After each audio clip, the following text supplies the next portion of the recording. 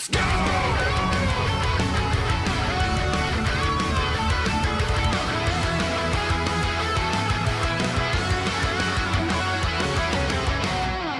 A lot of stuff has happened.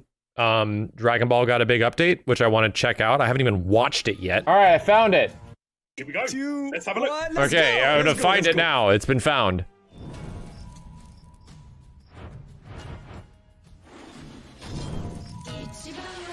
Feels like Kefla came out so long ago.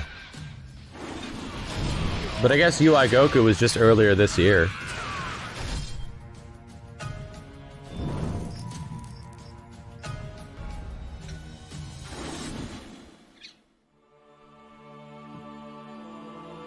Was Kefla last year?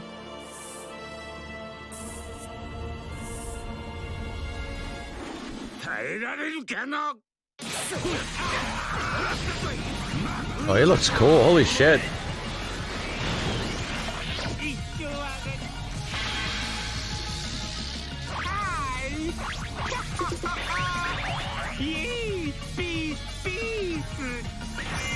I wonder if him getting buff will be like an install super. So Master Roshi has got to be like the Dan of the game, right? Yes, no, yes, no, no, no, yes, no, no, no, no, no. Yamcha's Dan? Yeah, but the problem is Yamcha's like always been really good. That'd more be Hercule.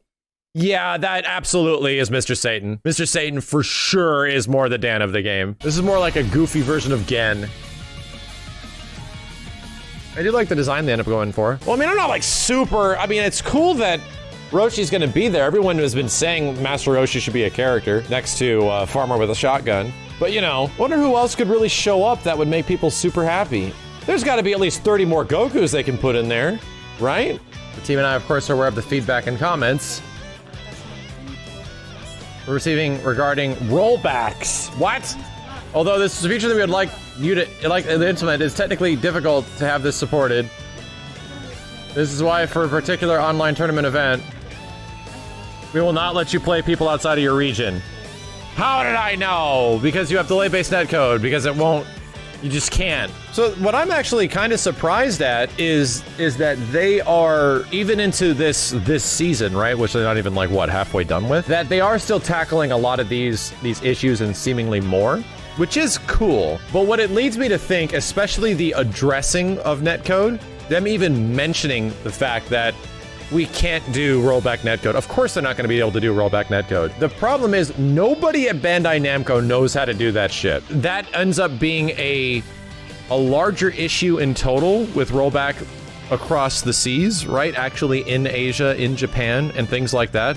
Other developers that are much smaller with potentially less experience have put in the effort to figure it out and even retrofit it into their games. We just saw that with Fighting EX Layer, right? But however, you have to acknowledge with Bandai Namco and their existing games, their games are already made, right? Retrofitting rollback is not easy, and it's something that can completely change the actual processing pipeline of a game. Like, how the frame is rendered will potentially be different if rollback is there. That does take a lot of effort. If anyone watch what NRS had to go through to adjust their engine to make that actually happen. But you know what? There is good news. This game is not made by Bandai Namco. Bandai Namco is the publisher, and they own the property, right? The game property for Dragon Ball FighterZ. It's made by Arc System Works. As much as I would like to think that Arc System Works could get rollback implemented into their older games, I don't think it's going to happen. However, the future of rollback with Bandai Namco games, and especially Arc System Works games, is looking pretty good. Hopefully, the future of Dragon Ball FighterZ not being this game, more like a Dragon Ball FighterZ 2, you know? Maybe something a few years out. I'm thinking that Dragon Ball FighterZ 2 has a pretty good chance of having the rollback that is being implemented with Guilty Gear Strive. That's what I'm thinking. That's where my brain is going. That makes a lot of sense. But you have to wait. You have to wait for them to eventually solve the rollback issues they have with Guilty Gear Strive, because it does sound like they know what they're doing with the state of that game and its rollback, I hope. You would think that the other games that would be in the future of Arc System Works would also have the same rollback, you know? If not better. So potentially Dragon Ball FighterZ 2, if it does eventually happen, which it should because this game sold 5 million copies, which it absolutely deserves, could get all these wonderful quality of life changes, you know? And that's the future I see. I would not hold on any more hope for this game specifically, probably be more excited for a future Dragon Ball FighterZ game, having good netcode, having all these gameplay quality of life things with new gameplay things, and hopefully Dragon Ball FighterZ 2, if it does eventually exist, will have the majority of the roster from this game,